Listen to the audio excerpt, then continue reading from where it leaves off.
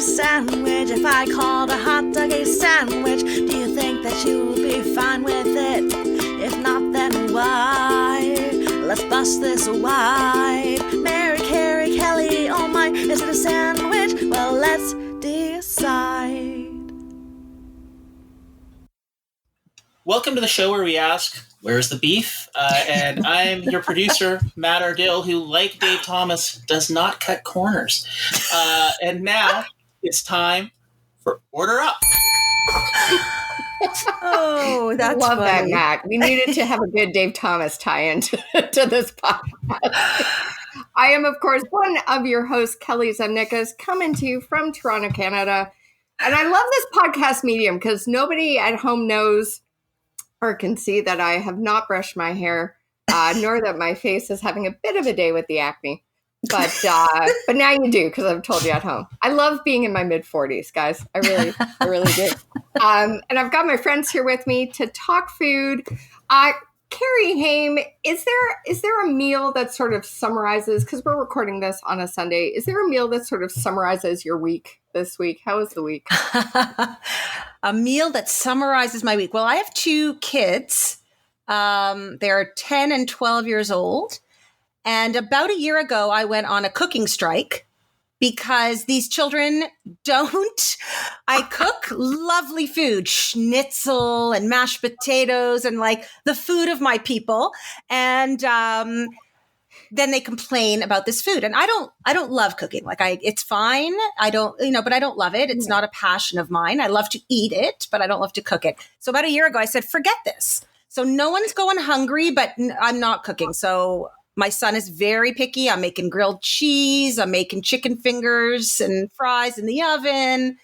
I'm making like pizza, frozen pizza. So I actually ran into another mom in the grocery today and she's telling me about her week menu. And I went, oh my God, you're like a real mom, like cooking like lasagna and stuff. And I'm like, I'm sort of no one's hungry over here. It's all good. So this week's meal, I suppose, would have been just really good grilled cheese sandwiches. That was my meal of the week, which gets eaten up. It doesn't go to waste. It fills them up. No one complains about it. Mommy is very happy. And, it's sad and pathetic, but that's where I am. I love how in the Zoom, no one knows this at home, but everyone's nodding their heads right now. We're all like, yep, grilled cheese, totally. Yeah, there's a lot of guilt around food when you're Jewish and when you're a mom. There's a lot of guilt around how much you feed your kids, how well you feed your kids. And it's taken me a little while to go, I was making really lovely food and no one was eating it. So I'm miserable. They're miserable. Then I still have to make toast or something. Mm-hmm. So grilled cheese it is, people. Let's just go with what we like. Mary's applauding. Mary Thank Kennedy you. Over in LA. What about you? Is it a grilled cheese week? Well, here's the deal, guys. I am the granddaughter of a pastry chef. My grandmother was a pastry chef, and then her husband was the tax commissioner of Massachusetts. So she had to make incredible meals for dignitaries and diplomats across the great nation, right? So I was never allowed in her kitchen. So I don't know how to cook, and I married an Italian man. Oh my. And so for me, there's smoke and mirrors when I do the lasagna. That's one of my specialties. And then I could basically put an onion in some boiling water and pretend that I'm making a roast, but I don't. I am a microwaver. I make chicken nuggets. I made an egg sandwich with my son and it was traumatic. I don't touch raw meat because it's frightening. And here I am doing a podcast about food, but it's fine. I eat it. I'm incredible as an eater, but yeah, no, I'm not a cooker. And my husband begrudges me because now it's to the point where he knows it's never going to change. I mean, we've been married almost 20 years. Like there's not one day that I'm going to come out and go, look at these incredible au gratin potatoes with a side of grilled chicken and some, broccoli rabe or ever. I think it's rabe. I have no idea. So here I am. So that was my week. And I too have two children who, these people are killing us, Mary. I know, 14 and 15, and they are capable human beings. And they should be able to make mommy dinner because I've earned it. But that's me. You have. I don't have 2 children, but I have 2 parents that I live with. And last night, I was going to make this phyllo pie with butternut squash and kale because I am more the chefy one of the 3 of us. But Genius here could not find phyllo, so I went for puff pastry, and then I didn't put enough in the pan. So we had a butternut squash on a piece of phyllo, and I told him he liked it. So.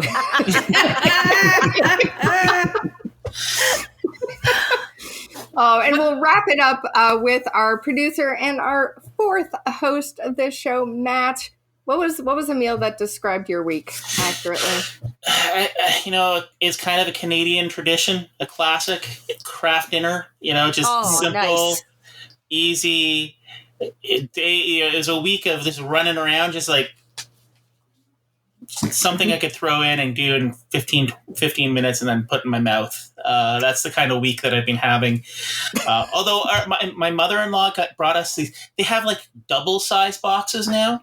Yeah. We had that I'm like, there's leftovers. This never happens. This Get them from Costco. Blew my mind. It was a new experience. I kind of love that. We, of course, have been talking over the past 5 episodes, mostly looking at one question in particular. Is a hamburger a sandwich? We are ending it off with, I think, just the best voice possible. We're going to get to our guest in just a second to answer this question. We've had varying opinions. I just want to let everyone know. So far, we are at 2 for no's, 2 for maybe. John Catucci was a solid yes. Zane Kuplansky, I think, with the best answer, if it wants to be, which I think has been my favorite of those.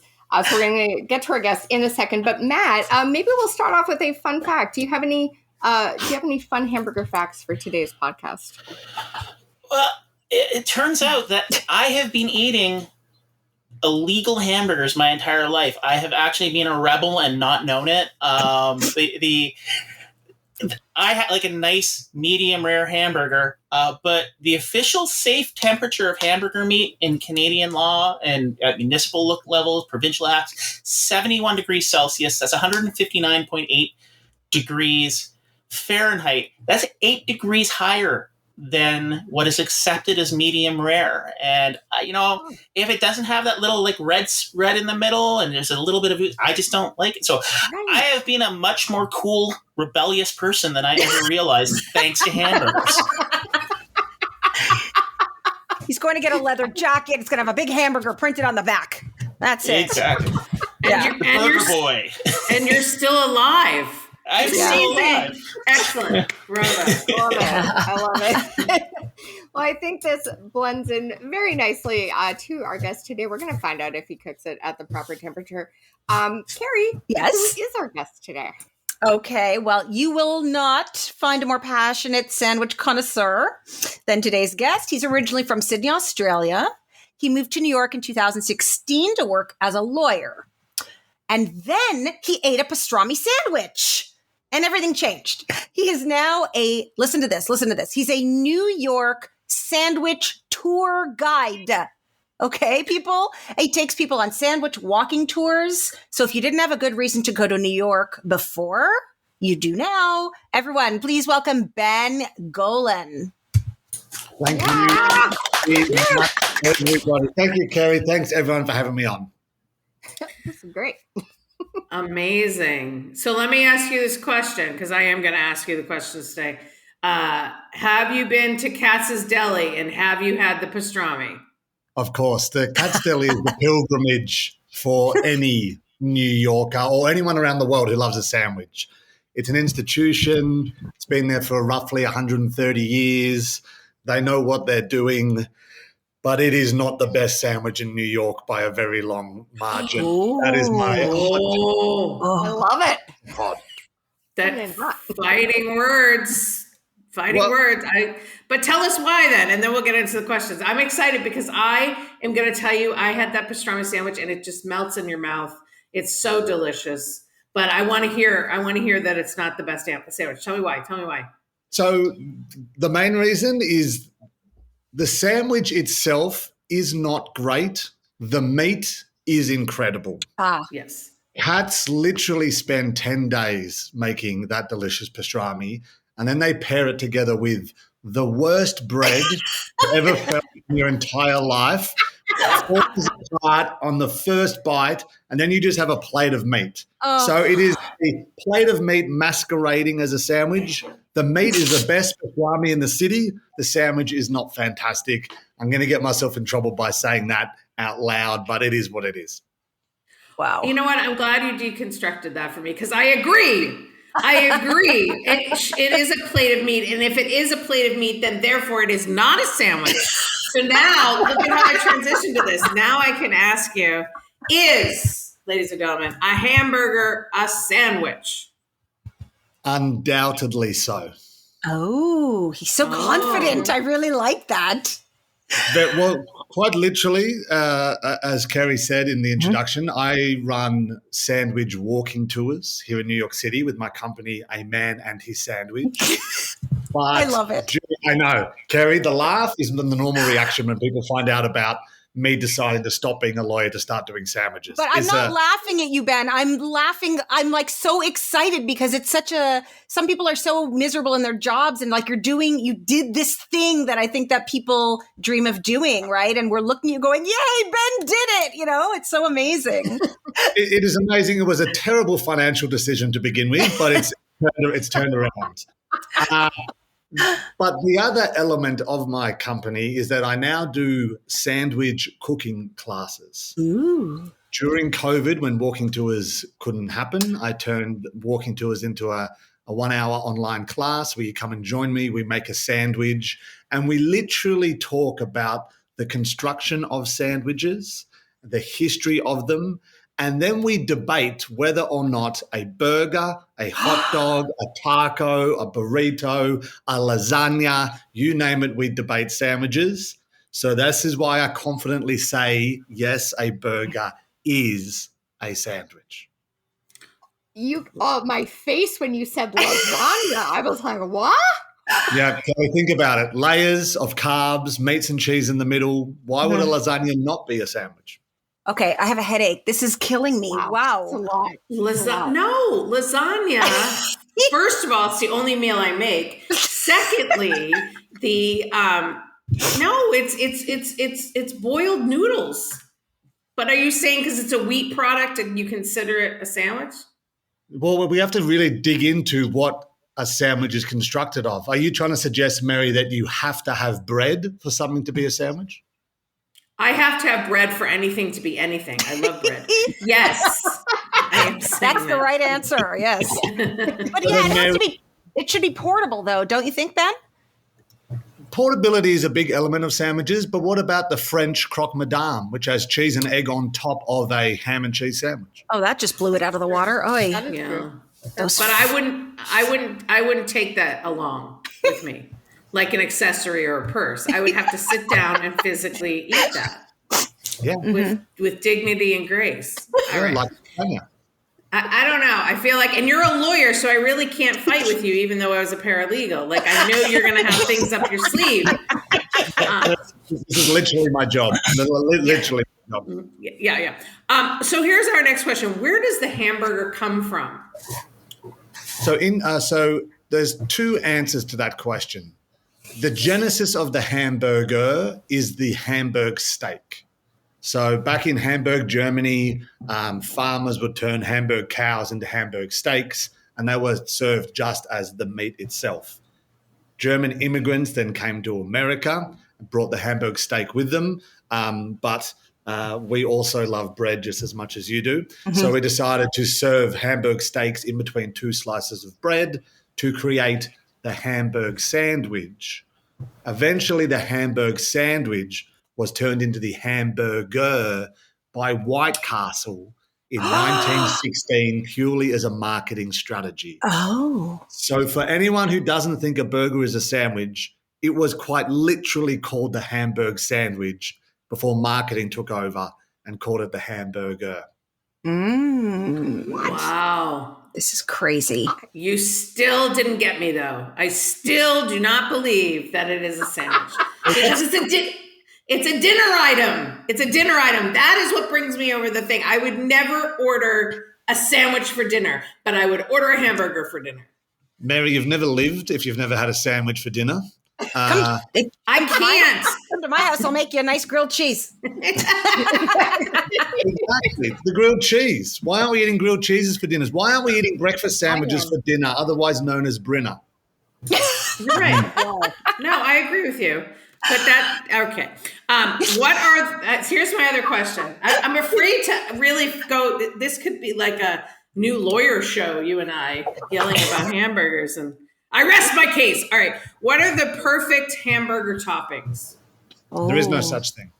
Burgers, sandwiches, and everything else is totally dependent upon your own palate.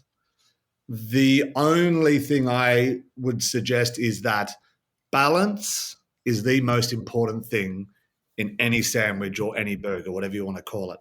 That's one of the reasons Katz isn't the best sandwich, because it's delicious meat, but it focuses only on that. You want to balance everything together to get sort of a harmonious bite of flavor whenever you are eating. So you need whatever meat you want to use. That has to come with a sauce that pairs against it. You want some onions or some pickles in there to get the tang to bite through the fattiness. Your bread should not be sweet if the ingredients already are, or vice versa. You want textures in there. There's a bit of science behind the building of a burger that needs to be considered. What should never go on our hamburger? Again, no such thing.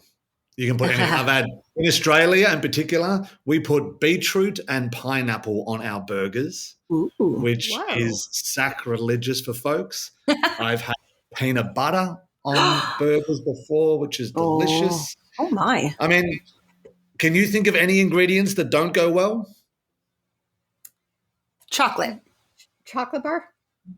A chocolate thing could work. I don't know how, but like chocolate and chili are a great combination. So you can bring that together. Like a mole sauce. Yeah. Yeah. There you go. So let me ask you this question. With the peanut butter on the burger, yes, what bread would you have on that? Or you want to stay well away from things like brioche, too sweet against your peanut butter, but maybe just like a pretzel bun or a potato bun would go together well. You need something with some structure, but not too sweet. Look at that. If I wasn't terribly allergic to nuts, I might try that. I might. I don't know. Okay. What was the best burger you ever ate, and where did you have it? The best ever question in any category of sandwich is always extraordinarily difficult. I'm a new parent, so it's like saying, who's your favorite child? But one of you just laughed as if you know you do have a favorite child. Okay. Come on, we'll continue on. Two answers come to mind immediately. One of them is here in New York City. It's from a place called Emily. Emily Loves Pizza. I've heard about this. It's really good. It is a pizza shop that decided one day to do a burger and blew it out of the water. Might be the best burger in the city. It's dry aged beef, caramelized onions, pickle, American cheese, pretzel bun, and then a sauce that is very much a secret. It must have illicit drugs inside the sauce.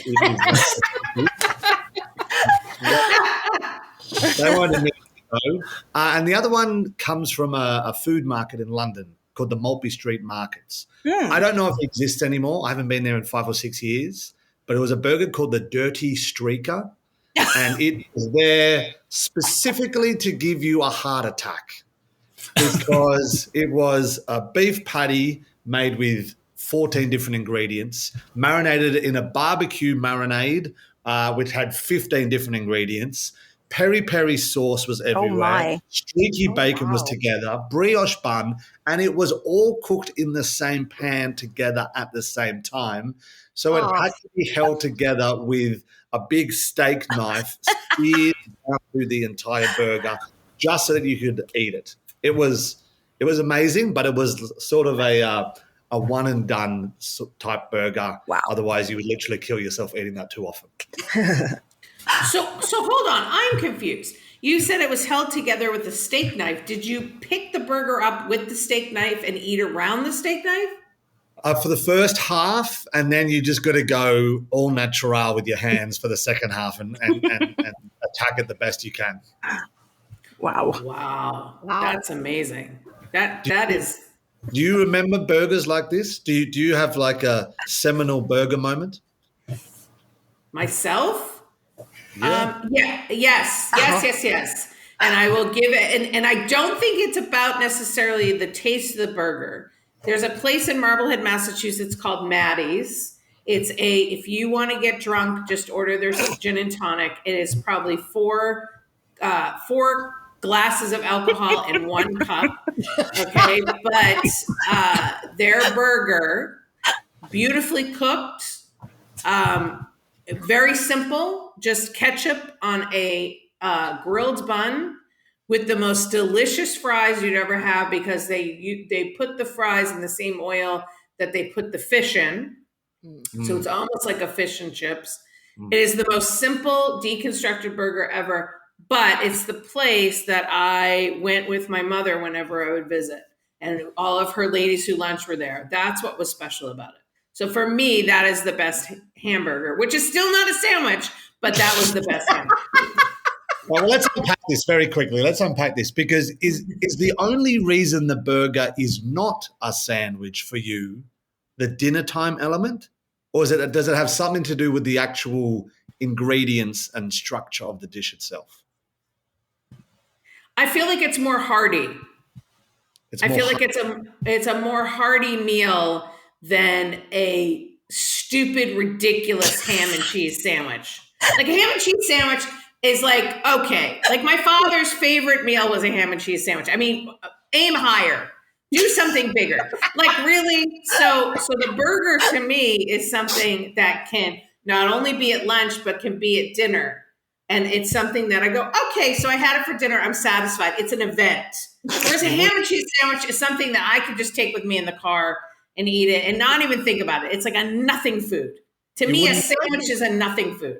I feel like we need a Philly cheesesteak for dinner, or a pastrami sandwich? No, I would have a Philly cheesesteak for dinner because it is it's hearty.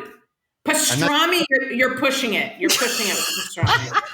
Cheesesteak's not a sandwich either?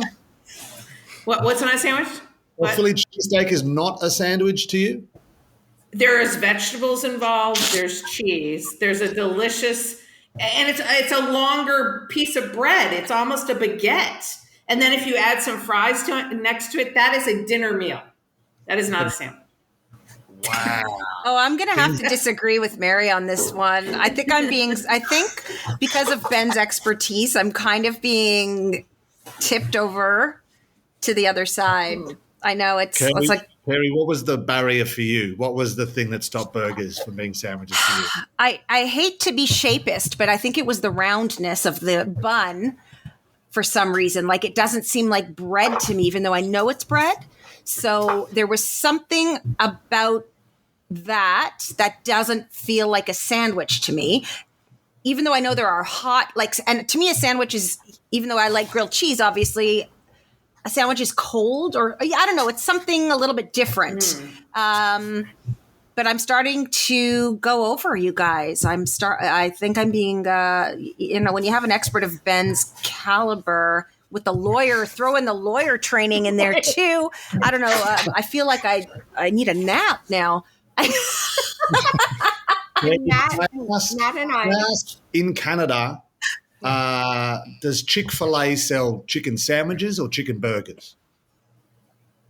They just I've never been to a Chick-fil-A either, but they've just come up to, I know they're here in Toronto now. I'm pretty sure they list them as chicken sandwiches. Okay. Yeah, there you go, Matthew. And the chicken sandwich is a round bun Okay. with warm chicken on the inside. So now we're taking our advice from Chick-fil-A? Where are we as a society? World in this part of the world. So I'm saying the element of the burger, the round burger, is the same as the round chicken sandwich. No, I agree. Yeah, I don't know. I have to give it some more thought, but I think I'm going over. Yeah. Yeah, Matt and I are still, well, I won't speak for Matt, but I'm very much on the fence. I can see how it could be, and I can see how someone like Mary would say it is not. But I'm also the kind of person that if you say, is that glass half full or half empty, I will say it's in the middle. Like, I'm a party fence sitter. Mm-hmm. I am the, yeah. Kelly, please never ever meet my father. When you sit on the fence, when you sit on the fence with him, instead of saying "get off the fence," his phrase is "take the splinters out of your ass." Oh, that's good. Yeah. Was he from Boston? Yeah. I'm from Boston. Matt, are you still on the fence? I think I'm starting to lean yes and no. I think I'm technically on the fence, but it's more I'm starting to go in the it's what you want it to be mindset of earlier. Also called the Zaplansky defense. Exactly. Like it's like if you want it to be a sandwich, it's a sandwich. If you want it to be something else, it's something else. Because the more I listen to people talking, the more personal the experience with the food is, and that's the thing with food in general. It's a relationship that you have with this meal, and if it needs to be a sandwich and that gives you comfort, then it's a sandwich. If it needs to be a burger's a separate thing, then that's what it is. There's this one George Motz who I watch his videos on YouTube, burger connoisseur. For him, burgers are like a religious experience. He documents burgers across America. And I think if I told him burgers were a sandwich, he'd punch me. But and for him, I don't think he could ever say, oh, it's a sandwich. But I think it comes down to, it is what you feel it is. And so it's yes and no. It's like Schrodinger's burger in a way. Well, and that, go ahead. Yeah. Matt, you're definitely onto something, because as much bravado as I say, yes, a burger is a sandwich with, on every single tour that I run, I wrap it up, and this is a spoiler alert. You should still come on my tours anyway when you're in New York. Yep. Wrap it up by saying you actually can't define burgers, or you cannot define sandwiches generally by rules. It's impossible. And I've been trying to figure out rules for the past 5 years. It's impossible because sandwiches or food generally, they're not rules. They're not ingredients. They're not how we cut or construct them. Sandwiches or burgers are their very own experiences. And that experience is going to be different for each and every one of us based on so many factors about ourselves, like where you are from, where your parents are from, what you grew up eating. And, of course, language and culture play a huge part in that. But even small things like the weather or music when you eat, of course, they're going to play a part too.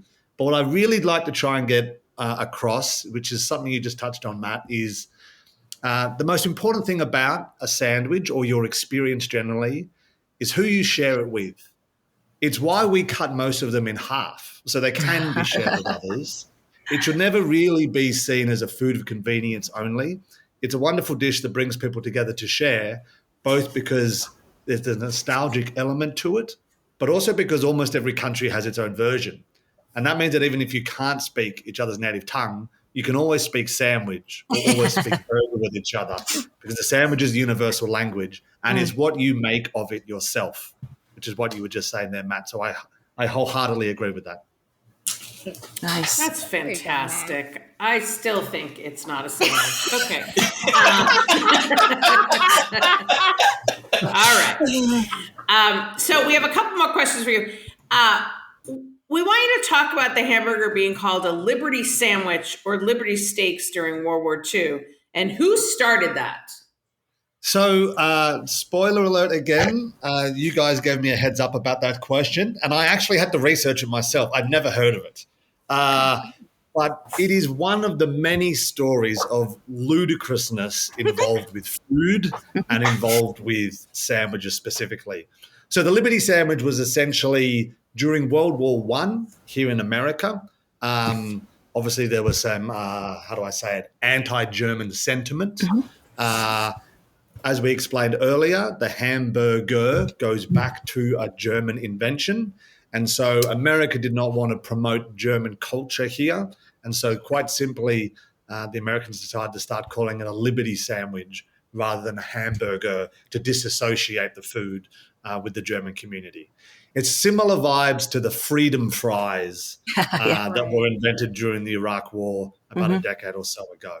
So that's basically it. It didn't catch on very well, at least not after the war was done, because I'd never even heard of it until 48 hours ago. We're gonna bring it back. Yeah. And finally, this is literally, we're all going to go into therapy after this. And finally this is the big question of the day. This is my, here we go. Is a hot dog a sandwich? Ooh. You would not believe how much discussion there is on this question on the internet. It is a rabbit hole I suggest you all get into. But before I answer, I want to know from the four of you, because this is literally my job. It always boils down to the hot dog. So how do you four feel about that question? Absolutely not. No, not a sandwich. Okay. Because the bread's connected. Why not connected? Because I feel like it's a connectivity issue for me. So if you rip it apart and it's two separate pieces, then it would be a sandwich. But if it's connected, it's not a sandwich. So Kelly, Subway doesn't sell sandwiches because they're connected. But then is a hot dog a sub? Oh, I agree. A hot dog is a sub. I will give that to you. A hot dog is a sub. And sub is the abbreviation of submarine sandwich. Therefore, Full circle, Mary. But in Massachusetts, we call it a sub. There is no sandwich. It's a sub. Not Everyone to be else? confused. A submarine. My 10-year-old son, we had this very intense discussion about this, believe it or not. And I like how he phrases it. He says a hot dog is a different genre of sandwich. So I'm going to go with that. It's in the sandwich universe, but it is a different genre of sandwich. And I quite like it. Matt? I think the genre of sandwich idea works because it's a sandwich, but it's doing its own thing and it's a little bit unique. And I've had hot dogs like literally around. I had an Icelandic hot dog. I've had hot dogs over in Europe. They're all a little bit different. They all remix it a bit, and so I think genre is a good way of putting it. Yes, it's a sandwich, but it's kind of its own jam. I will have to also add, counselor, another piece of it that I don't agree with. The hot dog is spherical. It is not flat meat. It is cylindrical. Sorry, whatever. There's the teacher. It's not flat, and I feel like sandwich has to be flat. Huh. So meatball subs are not sandwiches because they're spherical balls? They're subs, and a meatball sub is something I'd eat for dinner. And if you slice your hot dog wiener, it becomes a sandwich because it's then flat. Oh, see, there's so many ways to get around it. I think I'm having a stroke. And in Quebec, that is how they prepare it. My mom grew up in Quebec. They cut the hot dog, and they fry it. So. Oh yeah, we've had it that way. Yeah. I don't know. Did you notice how I perfectly did not answer the question that you asked?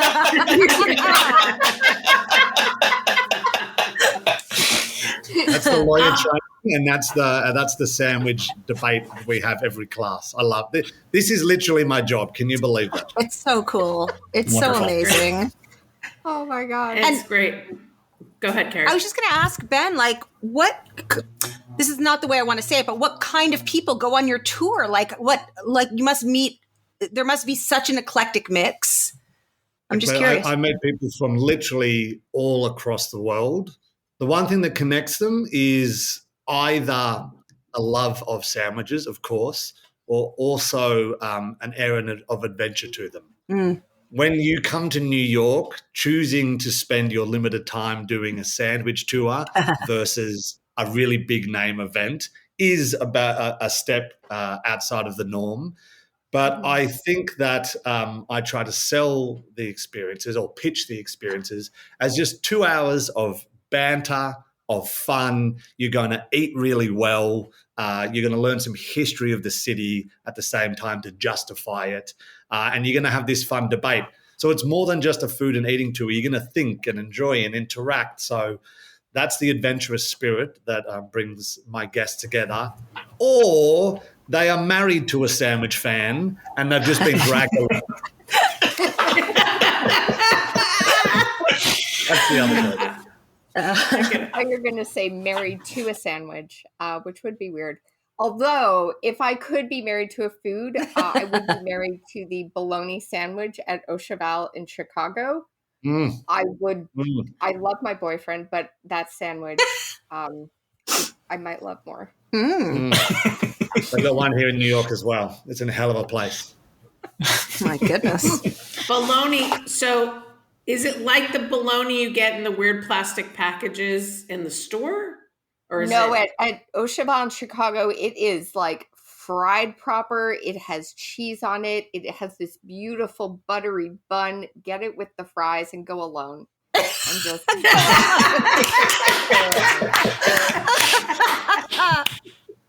Have you ever... That's funny.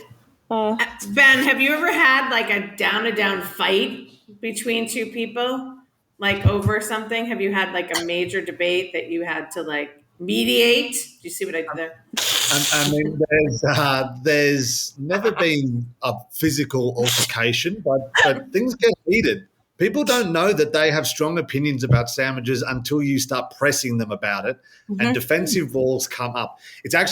It's the best. When I just get to sit back and people have a go at each other across the group or across the Zoom screen, they do the debate for me, and it goes naturally. So absolutely, yes, I've had people biting each other's heads off. I just thought of a great idea. I think Ben and Mary should have their own podcast called The Sandwich Press. Where they just press each other. Interesting. Spin-off. A spin-off. Mary, my people will reach out to your people. Okay. And then we can have an arbitrator that will see who's correct. It's interesting how Matt and Ben and Kelly and myself all agree because we're all from the Commonwealth countries, and Mary's off on her own. I'm just saying. It's true. It is true. It's true. I understand. That's fine. It's okay. And I will be sitting here with my non-sandwich and some French fries, enjoying myself alone. I've got one more test for you, Mary. Yes. Oh, God. In-N-Out burger, right? Yeah, we have it. Mm-hmm. Yep. They sell the protein style, which is lettuce leaves instead of buns. Okay. What category does that fit in the food? It's a salad. It's a salad, and I would eat that for dinner. Oh my! You eat salads for dinners, but not sandwiches? Come on now. No, because you can do salad with a bit of the protein, and then the starch can be potato or French fries.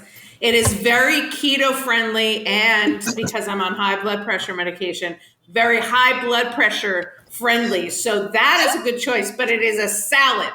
And you know why? Because there's lettuce. There's lettuce. It's not a sandwich. Right. But a Caesar salad is a sandwich because of the croutons. No, it is absolutely unequivocally not. It is a salad. It is. No, the croutons. No. So I'm supposed to take the little chicken that is cut in this Caesar salad, and I'm supposed to put 2 little croutons on top, put a piece of romaine and the chicken, and eat it like a tiny little Smurf sandwich? Are you mad? No. You don't need to. You can have an open face sandwich. Just place it on one crouton. Stop it. Oh my God, I'm getting hives. I am literally breaking out. No. Oh my God. Absolutely not, Ben. But I will go on your tour because I do spend lots of time in New York, and there might be the first time that there's a altercation between you and me. Pow! And stay back. Social distancing. Amazing. Oh my goodness. Thank you so much, Ben, for joining us today. This has been awesome. I've never seen Mary so worked up. This is great. My absolute pleasure. Thank you so much, Ben. This was tons of fun. I've absolutely loved it. Keep doing what you're doing. This debate is so much fun. If you find yourselves in New York, definitely join me on A Man and His Sandwich tour. And if you can't make it to New York, again, I do this as an online cooking class as well. So join your friends, family, or your work team for an hour on Zoom with me, make a sandwich and debate hot dogs, burgers, tacos, and the rest.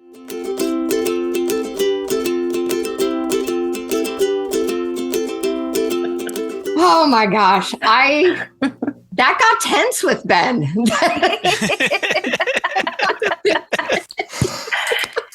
A hot topic. But I'm taking his tour. I totally want to take that tour. Yeah. That's awesome. Oh my gosh. I love that. I love a food tour. I'm all about a food tour. It's a great way to see a city and then eat things. And last time I went to New York, we went to a few different restaurants, and all of them were like historic, but not actually good. So it's like Barbara Streisand ate here, but it's still not that tasty. so yeah, I think the food tours are really good. I'm definitely on board for that next time I go to New York. Oh my gosh. Yeah, there's so much history and so much culture, and you know, it's a melting pot, not to sound cliche, but there's so many, I think it's great. I'm down. We might fight the whole time though, Ben and I. Might say, no, I rest my case. No, I rest my case. It could be that the whole time. In his Australian accent. But I think if you're going on that Ben Gollan walking tour, you are getting you're getting good food everywhere you go. So yeah, definitely I want to sign up for that. Absolutely. Alrighty, Matt, do we have a drum roll for the final tally? Should we just all do it on our desks as best we can? I'm so excited. All right, friends, we have done 6 episodes for Order Up, focusing on the question of, is a hamburger a sandwich? And I'm ready to reveal the results. Based on the guests we've had on our show and everyone in this Zoom, our hosts included, we have concluded on Order Up that yes, a hamburger is a sandwich. The yes side wins! Mary's crying. Poor Mary. Am I the only person that felt there wasn't a sandwich? Am I the only one? Do I stand alone?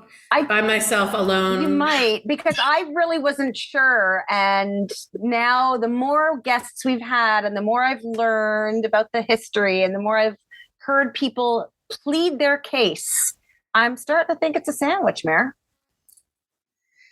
I'm still in maybe for me it's not a sandwich. But for you, it can be what it wants to be. Oh, there you go. What I did? A little tune change there. A little tune change. I love it. Yeah. Well, we are going to dive in next time on Order Up. We've got 6 episodes coming at you with a whole new question. You're going to have to wait and find out to hear what it is, but we're going to dive into a new food topic. Although I think from last episode is cereal soup. I think that's a good one. I'd like to vote for that one for the next 6. Thanks for tuning in, everyone. Bye. Bye.